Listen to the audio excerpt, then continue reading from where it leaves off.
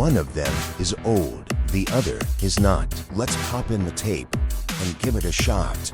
It's time for Retro Reactions with Drew and Bryan. Hey, and we're back. All right. So welcome back to Drew and Bryan's movie reviews, where today we ask the important question: if you build it, will your corn get absolutely wrecked by zoning violations? And more importantly, will your wife be totally cool with you bulldozing your entire source of income because the voices told you to? Right. Today we're talking about Field of Dreams. It's a movie about baseball, ghosts, unresolved trauma, and wildly unchecked mental health decisions, in my opinion. And honestly, probably a lot of lead poisoning. Oh, yeah. We're getting into that. It's so a lot. Strap in. Contaminated water sources. It has to be. It's like the only explanation. Right? So this movie follows Ray Kinsella, played by Kevin Costner. They put him in all kinds of movies back in the day. The Bodyguard was one that I was going to mention yesterday, but I forgot of, and I remembered last night. Bodyguard was one of those. And then he played the Robin Hood. Not Men in Tights. Not Men in Tights. I mean, he probably was in tights, yesterday. but it wasn't that movie, right? Anyhow, he lives on this farm in Iowa, and he's outside. He's like working in the yard, and he's in the cornfield. Yeah, he starts hearing voices, right? And the voice says, what does that voice say? If you build it, he will come. Just like that. Just like that. Yeah, just like that. No, it didn't sound like that at all. But he kept hearing voices being like, if you build it, he will come. And it was exclusively saying that. I don't think the voice ever said anything else. No. So eerie, so creepy. Mm-hmm. Who is he? When is he coming? Do I have to build it? Yeah. So he's hearing these voices, which... That's questionable already. Yeah, I feel like if you hear that in real life, you don't build a baseball field. Like you go do an inpatient stay. You get some checks. Yeah, you get an MRI. You get some blood work. They ask you some questions. You might put on grippy socks. You might be hanging out with some people for a while, talking about your feelings. Mm-hmm. But you know what? Getting your meds adjusted, right? Ray decides he's just gonna take out a giant chunk of his cornfield and build that baseball diamond. Mm-hmm. He's risking it. And his wife, she's letting him. Yeah. She said, okay, Ray. Yep. And the reason he's doing this? Because of ghosts, all right? I want to stress this again. It's ghosts that are telling him to do this. He is hearing voices, right? Seeing ghosts. Oh, man. I think this is a good testament that in the 80s, like, we didn't really believe in mental health, aside from, like, you're fucking crazy. Like, that was pretty much the diagnosis. You're either completely in reality or you're not. They said Ray's a normal guy. He's not doing anything weird. He's just seeing and hearing things. Right. But, like, he's working. Yeah. And he builds this field. And what happens? Nothing. This is the most realistic part of the movie. Like, he follows this vague intuition and financially ruins himself and his family, and then nothing happens. He builds it, but nothing happens. Well, I guess right? technically later something does happen. Yeah, but it takes like damn near a year, right, or something. Because they go into financial ruin. Yeah, there's a whole scene where they're like looking at bills and they're like, yeah, so like the diamond's gonna ruin us. Do you want to keep it? And he's like, yeah, definitely. They're coming. And the wife is just like, she is one down ass. Like, she got his back. She said, do whatever you want to do. Yeah, she's like, honey, if you feel like you really need to build this baseball field, then you do that. I think you need to. And I'm like, what is wrong? So again, she's worse. Contaminated water source. They both have to have lead poisoning. The only thing that makes sense is lead poisoning, right? There's no, like, why would you be down with that? I don't know. She saw those bills. Right? She knew she was ruined.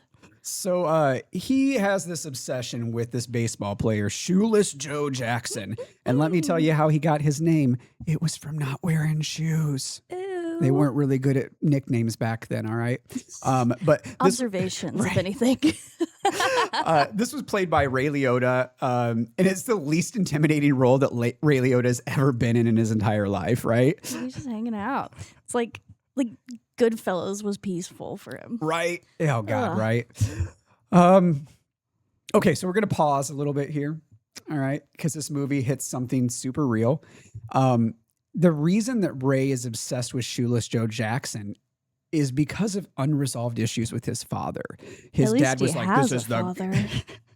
That's my line. I'm stealing it. But yeah, he just has unresolved trauma and stuff with his dad. So he's just obsessed with this shoeless Joe Jackson guy, right?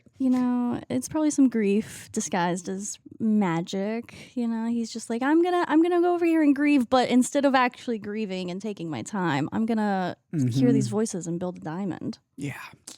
Well, he really regrets how things ended with his dad, right? But instead of confronting it directly, maybe going to therapy, maybe talking with his wife about it or anything, no, his brain just reconstructs this entire narrative where he can somehow fix his relationship with his dad through building this ballpark for these ghosts. I mean, honestly, I see it. I might do that from time to time too. I might find an unrealistic solution, but usually it doesn't involve ghost or baseball. Yeah, true. And kind of the same, though. I mean, most people just replay the conversations in their head for like 20 years. Or you just avoid them completely. Yeah. You just push it into the back. Yeah. Super healthy. Super healthy. Totally cool. Quick plug for our nonprofit, the Heal This Way Foundation, providing free mental health support to body piercers. So visit thehealthiswayfoundation.com for more information if you're a body piercer and would like to receive some therapy for free from us, because we got your back. So I know we're making a lot of jokes on this podcast about mental health, but it's not the truth. It's just about this movie, right? Yep. So, okay. So now we're going to jump into my personal theory, lead poisoning, right? Oh, yeah. Man, this theory. Let's talk about it, shall we? Let's do it. Okay, we're doing it. Okay, so here's the things that we know, right? He's in rural Iowa. I don't think I've ever known anything to be in Iowa to begin. Right? Yeah. There's an older property that he just purchased and he's taken over, right? Mm-hmm. They are not on city water. They are on well water. Is there even a city to be on the water for? Ooh. No, you got contamination, you got lead, you got pesticides from all the runoff. Definitely from the corn. The corn, right? Like that water is not good. No, and he's just hearing voices, seeing ghosts, and he's convincing other people to see them as well. Mm-hmm. He's sharing the water. He's getting everyone a fresh glass. And they all just go along with it. Oh my God. I don't get it. Why? And his wife was by far the craziest portion to me because she's just like, yeah, ghost, baseball. This all makes sense. Absolutely. At no point does she goes, maybe we should get you evaluated. Nope, she's just sitting there like, I see your hallucinations as well. Let's do it, babe. Mm-hmm. Which again, ride or die behavior. Like she's got his back. And that's impressive. Only a little medically concerning. Yeah, she should have his best interest in mind, but instead she's just really supportive. So he ends up recruiting some other people into it, like Terrence Mann. Played by James Earl Jones. Mm-hmm. Yeah. Surprised I remembered that. Right. And he just immediately accepts everything, which means one of two things. He's also hallucinating, or Ray is just extremely persuasive. I mean, shared delusion is always a third option. It could just be that he was kidnapped. He could just be like, this guy has me here. I have nowhere to go. I think it's just mass psychosis. Oh, yeah. From the vibe of it all. Cornfield edition. I feel like cornfields are some of the spookiest places you could be. They are so scary. Oh, my God. Yeah, they never say, like, children of the bean field. No, it's children of the corn. Come on now. I think anything with a cornfield's just a horror film if you look at it the right way. I agree. So his daughter is also like seeing these baseball men, and it's just him, his daughter, and his wife who see these baseball men. Like town folk come around and they're like, we don't see these. What are you staring at this field for? So again, this water contamination thing really it's the family on the farm. They're drinking the water regularly. Yeah. Of course they're hallucinating together. Yeah. Anyhow, Ray goes on a road trip to find Terrence Mann, who used to be this counterculture writer, as we mentioned, played by James Earl Jones. Ray goes out to find him. Just kind of shows up and is like, hey, bud, I built this baseball field for ghosts. You should come with me and check it out. And you know what you do? You just go. No questions asked. You just accept it. No background check. No calling anyone to check in. And that's how you end up in a documentary. It's so true. Oh my God. So then we get Doc Graham, played by Burt Lancaster, which is where this movie gets really emotional. I guess you could say this part kind of hits the emotions. It's about missed opportunities, what could have been, choosing between like dreaming and reality. But that's also if you're like really looking at it. Yeah, yeah. And it's honestly, that is the core of the movie though. And it is. Hot take, regret. Regret is the core of this movie. Regretting drinking that water for sure. Everyone's dealing with it in some kind of way. You know? But because of the time period, we don't go to therapy, we don't get meds, we just get ghost baseball. Everyone's favorite pastime. Yeah. So I think like the nation's pastime or something. Is that what they said? Yeah, that's what they call it. I mean, he really just risked everything. For this. It was Let's wild. also talk about the one quote in this movie that I feel like sums up everything about it, where he goes, "Is this heaven?" And he replies, "No, it's Iowa." Yeah. I feel like that could be like Iowa. an even worse response than what you'd think it would be. Right? Like, oh, okay, I'm in Iowa. Mm-hmm. Like, oh, we're in Delaware. You're like, oh. Put me in a state I'm not familiar with. That sounds terrible to me. But I mean, he casually risked everything. This entire movie, he's like just super casually risking his entire financial future. Yeah, the financial anxiety in this movie is absolutely wild. He just throws caution to the wind. He has a child. He has a wife. He has bills. He has a mortgage. Oh my God. On a farm of all things. Yeah. And it's apparently a very expensive piece of land. Apparently it's worth a lot. So I can only imagine what the mortgage bill is. Yep. And the corn is already in the ground. It's already planted. Grown. It's really big too. It's close to harvest time, and he's like, "Nah, it's got to come down, man. Ghosts want to play baseball." I don't know why he didn't just wait till after the season when he had to mow it down anyway. He could have harvested first and then done it, especially if the ghosts weren't going to show up for like another 6 to 8 months. Right? And the voice wasn't saying build it now. No. They just said build it. Yeah. Eventually, we get the big moment. Ray finally gets to meet his father. Daddy's here. Must be nice to meet your dad. The movie just kind of like completely disarms you with this because you don't expect it. You gotten all the other ghosts, but not Daddy Ghost. Yeah.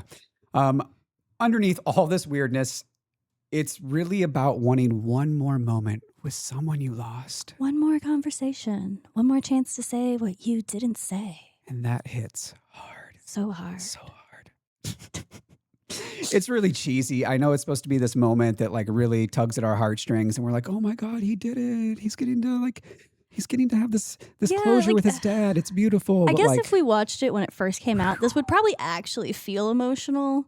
Maybe, yeah. Maybe. There's a small chance. The orchestra music in this movie really plays into that and gets your heartstrings going because you don't have like pop music lyrics. Like you've just got this like pure raw emotion and it's that music driving you to tell you how to feel. And I feel like the 80s did that a lot. Like we put Kevin Costner. We put Kevin Costner in something, we add orchestra music to it and we have a hit.